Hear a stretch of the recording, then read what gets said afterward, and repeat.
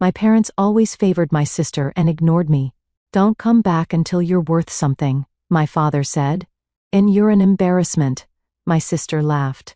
That night, I looked in the mirror and realized I looked nothing like them. Took a DNA test in secret. When the results arrived, IT said, no biological relation found.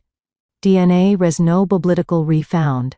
As twilight settled over Chicago's suburbs, painting the red brick houses with an orange glow, Margaret Collins was returning from work. The cold December wind caressed her cheeks and rustled the hem of her long coat. As she left the glass doors of the accounting firm, her colleagues called out, "Have a good weekend." She smiled and waved back. At the office, she was a respected senior accountant, admired by her colleagues. But at her parents' home, where she was heading, she would become almost invisible. Climbing into her stylish sedan, Margaret sighed. Ever since the text invitation to Sunday family dinner arrived, she hadn't been able to shake her melancholy mood. "Here we go again," she muttered. Richard and Eleanor's evening of Vanessa worship.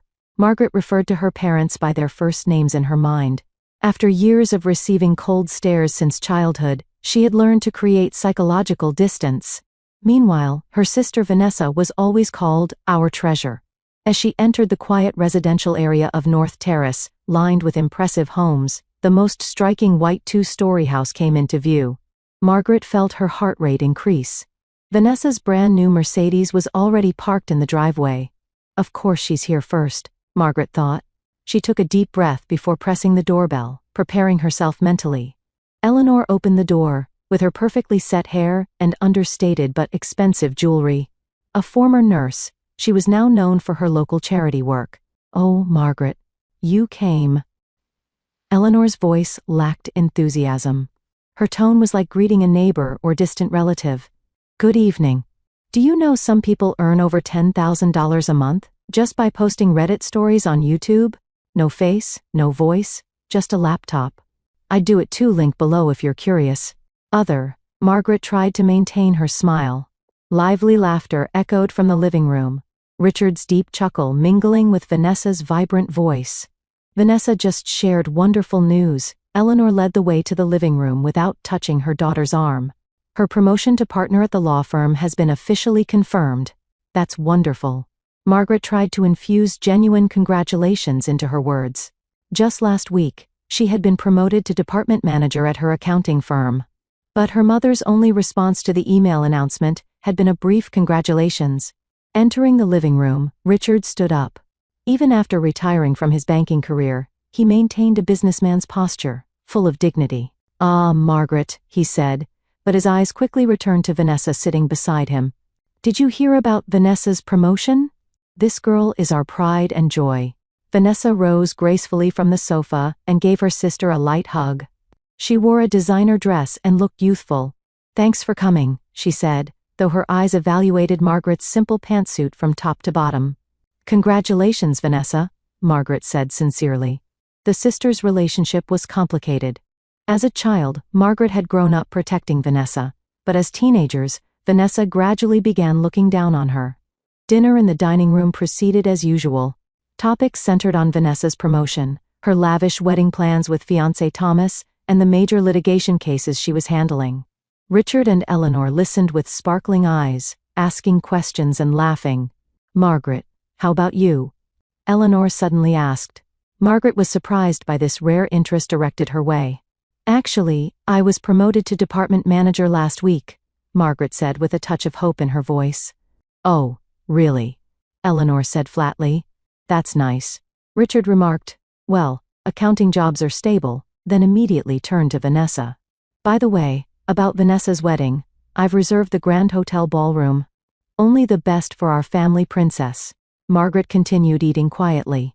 The topic of her promotion ended right there.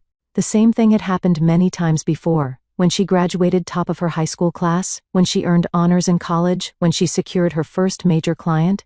Her successes were always dismissed with, "Well, that's nice," before conversation quickly shifted back to Vanessa. "I can help with your wedding preparations," Margaret offered. "I recently helped with a friend's wedding, so I have some experience." "Oh, Margaret," Vanessa smiled slightly. "Thank you. But we've hired the best wedding planner, so we're fine. Besides, she paused as if choosing her words carefully. You're still spending your time as, well, an ordinary accountant? Planning a glamorous wedding isn't really your domain. Vanessa, Eleanor lightly scolded, but her eyes were smiling. Margaret maintained her smile while feeling deeply hurt inside. She should be used to her family's words by now, but each time added a fresh wound. By the time dessert was served, Margaret was quietly planning her escape route. I should be going now. I have work early tomorrow, she said. Already? Richard said disapprovingly. We were just about to hear about Vanessa's honeymoon plans. I'm sorry, we'll catch up next time. Margaret stood up. Vanessa, congratulations again. Only Eleanor came to see her off at the entrance. Margaret, she said as she handed her daughter her coat, you should take better care of yourself. You're a good girl. But you should. She paused as if searching for words. You should enjoy life more. Like Vanessa. Margaret inwardly smiled bitterly at her mother's words. It wasn't that she wasn't trying. It was just that her successes and joys were either ignored or minimized in this house. Back in her car, Margaret gazed at her parents' house illuminated by streetlights. Deep inside, questions always swirled. Why was she alone so alienated? What was different about her? 2 days before the wedding, Margaret stood at the entrance of an elegant country club. The venue for Vanessa's rehearsal dinner was appropriately dignified for the Collins family princess. The stone building surrounded by trees exuded a majestic atmosphere in the evening light. Margaret took a deep breath before opening the door. She had chosen a simple but elegant navy dress and styled her hair more carefully than usual. Today, at least, she wanted to appear presentable as one of the guests celebrating her sister's special day. Entering the hall, dozens of guests had already gathered. The sound of sophisticated conversation and laughter filled the air as they held champagne glasses. Margaret looked for her parents. Richard and Eleanor were chatting with Thomas's parents. Margaret, glad you could make it. Eleanor acknowledged her daughter, though her eyes were already looking over Margaret's shoulder, anticipating the next arrival.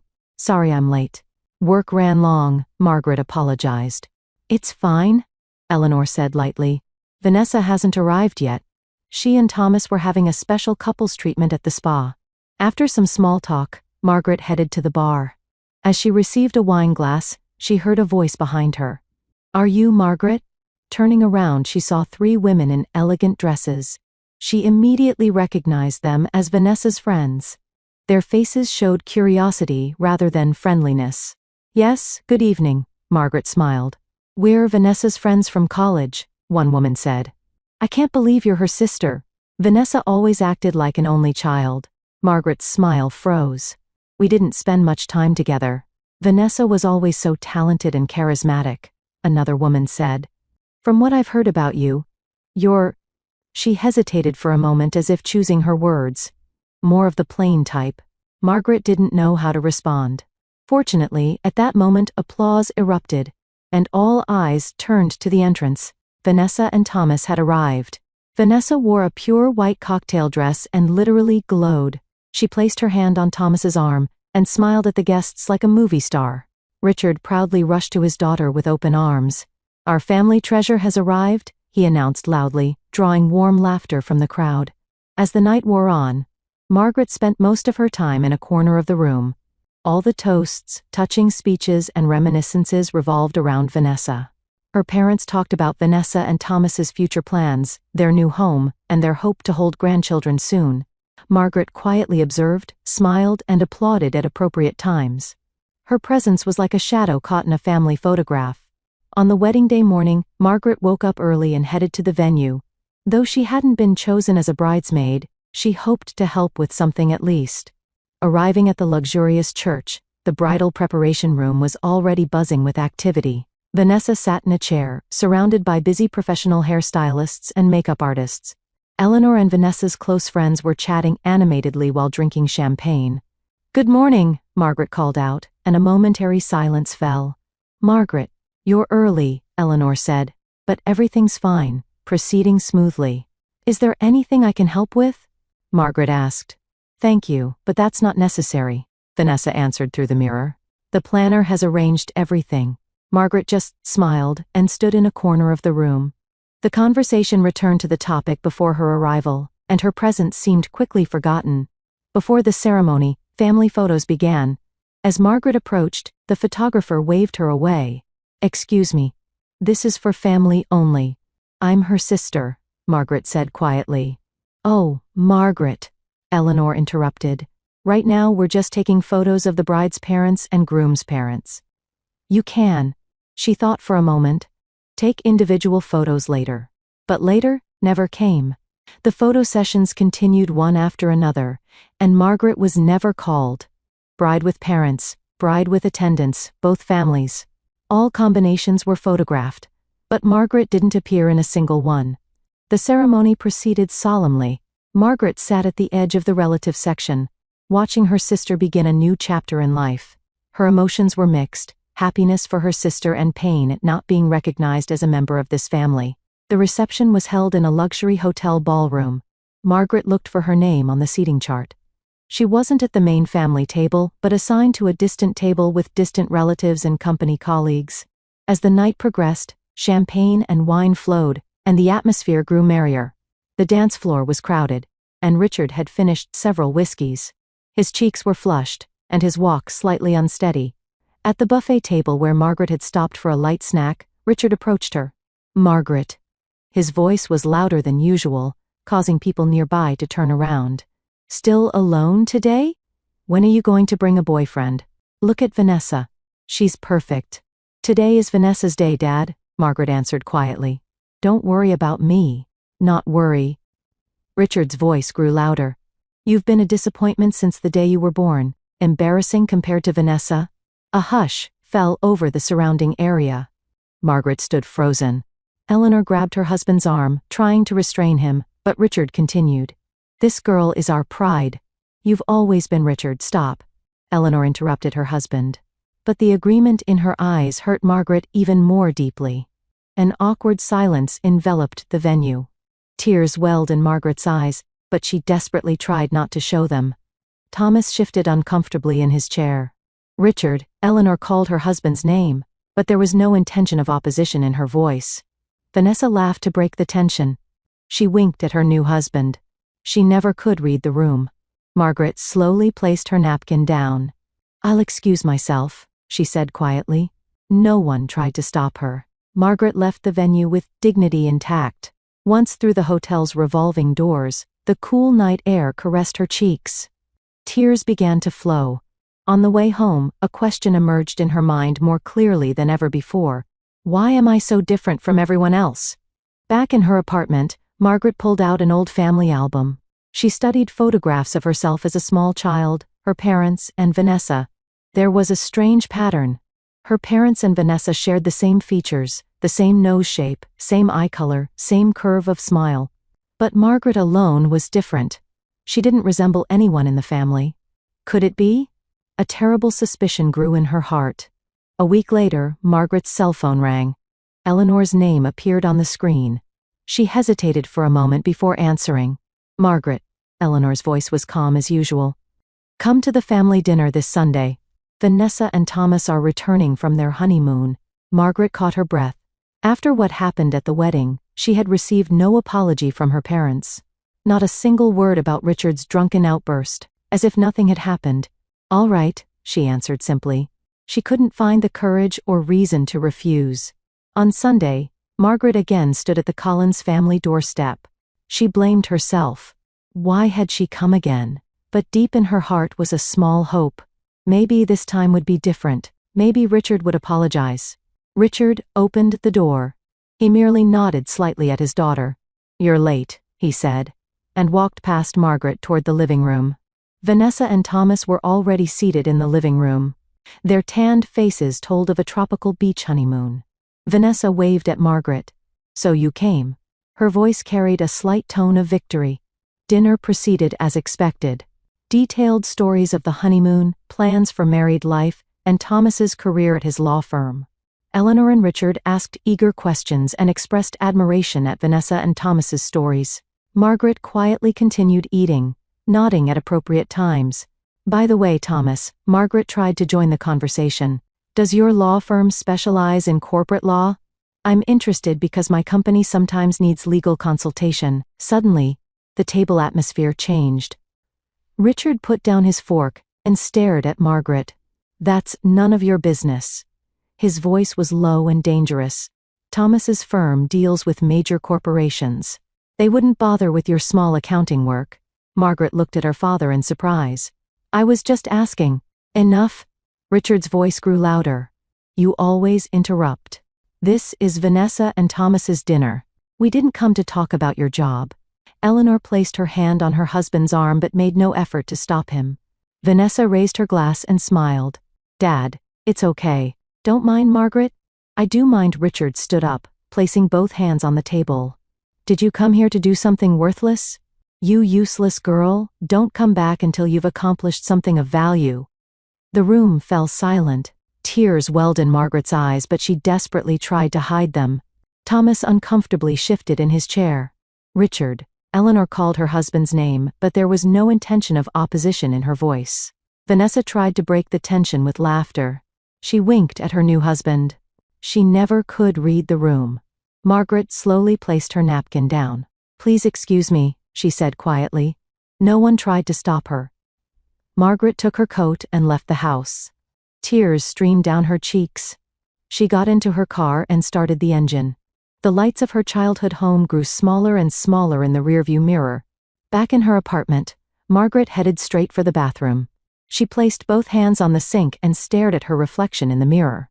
She had been seeking this family's love for so long. Why couldn't they love her? She studied the face in the mirror carefully. Brown hair, greenish eyes, high cheekbones.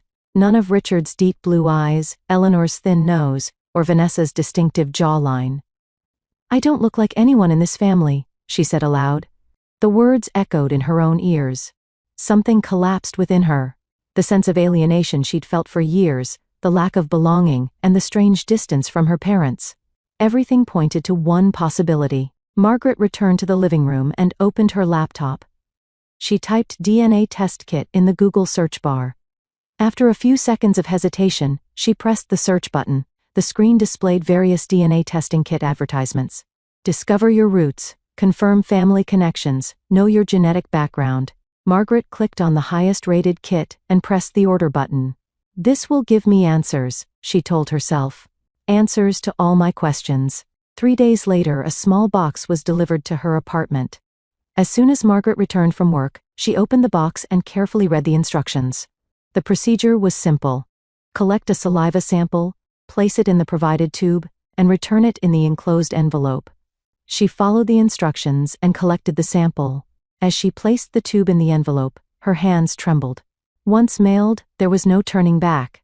The truth would be revealed. Did she really want that? After a moment's hesitation, Margaret made her decision. She put on her coat and walked to the nearest mailbox. Before sliding the envelope into the slot, she took a deep breath. It's time to know the truth. 2 weeks later, a notification arrived in Margaret's email. "Your DNA test results are ready." She sat in front of her computer and logged into her account. Her heart was racing. The results page loaded, and large text appeared on the screen. "Family relationships, none found." Margaret sank deep into her chair. The words on the screen blurred before her eyes. No family relationship, no blood connection to the Collins family. Richard, Eleanor, even Vanessa, none of them were her real family. With trembling hands, she scrolled down to see more detailed information. Margaret had no DNA markers matching her designated family members. There was no trace of her in the Collins family gene pool. "Who am I?" she whispered to the empty room. "I have no connection to this family." The truth was shocking but also brought a strange sense of relief. There was a reason for the alienation she had felt for years. She wasn't unloved because of something wrong with her, but because a deeper secret existed. Margaret stood by the window and looked up at the night sky. Her life was now heading in an entirely new direction. She was about to embark on a new journey in search of a truth she had never known. She paced back and forth in her small apartment living room, clutching the printed DNA test results with trembling hands. The morning sun streamed through the curtain gaps, creating long strips of light on the floor. She hadn't slept all night. "Where do I even begin?" Margaret asked herself. She opened her filing cabinet and pulled out a folder containing personal documents, birth certificate, passport, Old school records. Margaret carefully examined her birth certificate. Date of birth, place of birth, parents' names, Richard and Eleanor Collins. At first glance, everything seemed normal, but looking closer, she noticed several suspicious points. The certificate's issue date was 3 months after her birth date. Furthermore, Chicago General Hospital was listed as the birthplace, but Margaret had been told by her mother that she was born at North Terrace Community Hospital.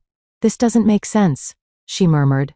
Margaret opened her laptop and accessed the Chicago Public Library's digital archive. She began searching for newspaper articles from her birth year, 1986, in the Chicago area. Time passed, and her morning coffee grew cold. Margaret's eyes were tired, but she continued searching. Suddenly, her fingers stopped. The screen displayed a Chicago Tribune article dated March 15, 1986. No progress in Collins's baby kidnapping case. Margaret's heart pounded fiercely. March 15, her birthday? As she read the article, she felt her body growing cold.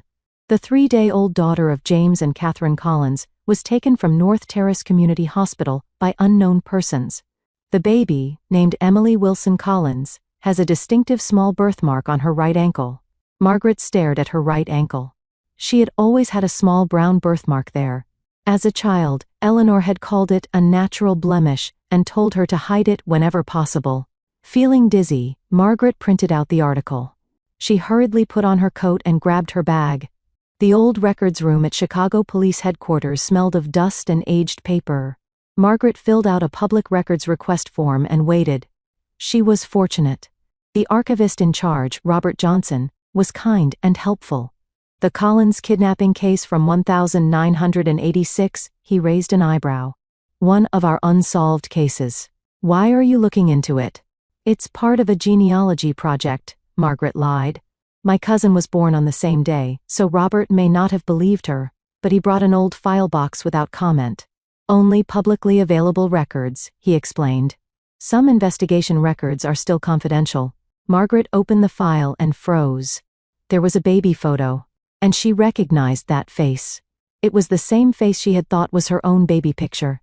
Next to it was a photo of a grieving young couple. The woman's greenish eyes were the same color as Margaret's. The man's high cheekbones matched Margaret's. Her hand trembled. Were these her real parents? She examined the records further, reading the investigation details and testimonies. Then she found another crucial piece of information. Multiple suspects had been investigated at the time of the kidnapping, but without conclusive evidence, the case remained unsolved. On the suspect list were Richard and Eleanor Collins, who lived in the North Terrace district at the time. "This is no coincidence," Margaret whispered in a trembling voice. With permission, she copied parts of the records and headed to her next destination. Margaret's sedan stopped in front of the house where she had grown up. She took a deep breath, clutching the folder containing the evidence she had gathered. Today she intended to learn the truth. Eleanor opened the door. "Margaret?" she said with surprise. "What are you doing here?" Richard said.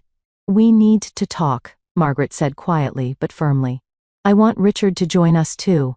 In the living room, Margaret sat across from her parents. She took out the DNA test results. "Please explain this," she said. "Why do I have no blood relation to you?" The color drained from Eleanor's face. Richard cleared his throat but couldn't speak. "And this too." Margaret spread out the newspaper article and copied police records. Emily Wilson Collins. A baby kidnapped on March 15, 1986. My birthday. A baby with the same birthmark on her right ankle as mine. "This must be some mistake," Richard said in a low voice. But his eyes reflected fear. "It's not a mistake," Margaret replied quietly. "You kidnapped me, didn't you? And forged my birth certificate. Why?" After a long silence, Eleanor began to cry. "Richard, we can't hide it anymore." Richard sighed deeply.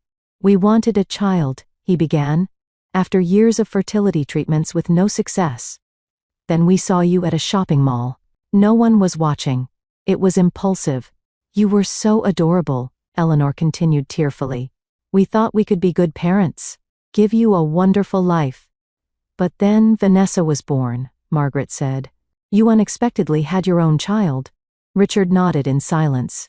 and your affection for me faded. Margaret's voice was calm, but her eyes were filled with sadness. Once you had your own real child, you didn't need me anymore. That's not true, Eleanor said weakly, but her eyes were fixed on the floor. Margaret stood up. I'm going to report this to the police and find my real family. Wait, Richard jumped up anxiously. Isn't there something we can do? Margaret turned back and looked at the people who had raised her and who had stolen her true identity. Tell the truth. As spring sunlight gently enveloped the quiet suburban neighborhood of Chicago, Margaret, now Emily Wilson Collins, reclaiming her real name, nervously stepped out of her car. She paused in front of the red brick house and took a deep breath. 6 months had passed since the case came to light. Richard and Eleanor had been arrested for kidnapping and identity forgery, and were currently on trial. Shockingly, Vanessa was also under investigation as an accomplice for knowing and concealing the situation. But today, Emily's mind was filled not with those matters, but with the people she was about to meet, their real parents who had been searching for her for 39 years. The door opened, and an elderly man and woman appeared. Tears glistened in James and Catherine's eyes. Emily, Catherine said in a trembling voice. It really is you. There was a moment beyond words. Then the three shared a long embrace, filled with 39 years of loss and love. In the living room, Emily's brother and sister were waiting. Matthew and Sarah had been 3 and 2 years old, respectively, when their sister was kidnapped. They warmly welcomed the sister they had only known from photographs. We talked about you every day, Catherine said, holding her daughter's hand. Every birthday, we made a cake. Because we believed you would return someday. Tears welled in James's eyes.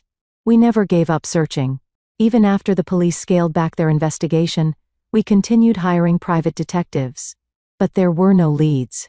The family opened photo albums, showing Emily pieces of her own life she had never known, photos taken right after her birth, the room prepared for her, and toys that had been carefully preserved even after she disappeared. For 39 years we kept praying, Catherine said, that you were safe and loved. Emily smiled bitterly. I was safe, but as for being loved.